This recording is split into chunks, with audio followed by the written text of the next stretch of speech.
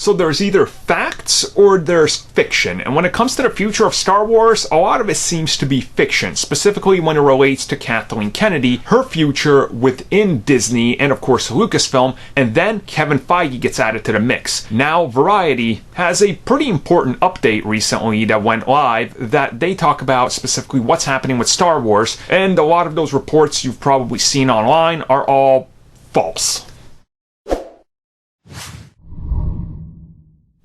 So love it or hate it, Kathleen Kennedy is in charge of Star Wars. I know many people want her out. I know you've probably seen videos and articles out there from websites saying she has 6 months and then she's getting fired, saying she has a year, saying she was already going to be fired. Of course, we recently found out she extended her contract. So none of that was really founded in any facts, right? So when it came to the future of Lucasfilm, we know recently Kevin Feige was announced to be working on a Star Wars film alongside the Marvel side. And of course, rumors ran rampant again, as they always do, that Kathleen was going to get replaced by Kevin Feige. Now, Variety, which I will link in the description down below and toss it up here on the screen, has a rather lengthy article on everything happening with Disney Star Wars. And of course, I'm not defending Kathleen Kennedy here. She's made some god-awful decisions when it came to Star Wars, specifically Disney era. But Kevin Feige, I think a lot of people would trust him more just because of how he's handled Marvel Studios and such a huge workload. So it makes sense. In this article, Variety says that anything you've heard about Kevin Feige taking over for her is 100% false. That's not happening.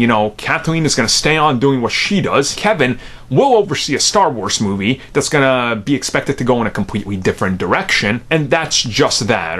But I don't want to say, it could never happen. There is a possibility 10 years from now, Kathleen Kennedy decides to retire, and Kevin's like, look, somebody else is taking over Marvel, I'll step into Star Wars, or I'll oversee both, or as I've been, saying on the podcast, actually all of us on the podcast have been saying, there is a possibility Kevin Feige takes on Bob Iger's job, and he literally starts overseeing everything. That is very possible. He's literally been the golden boy for Disney, so it would make sense. But as of right now, Star Wars is going to remain the same, for better or for worse, depends on how you like it. And honestly, I think The Rise of Skywalker and The Mandalorian are going to kind of be a big factor into if there's even any chatter that happens. Now, granted, The Rise of Skywalker's coming out in 5 weeks? Yeah, it sounds about right. And, the box office is kind of going to dictate some. And as well as I do, if it does less than Force Awakens, all those she's fired things are going to pop up. If it does better than The Last Jedi, which it most likely will, it definitely will.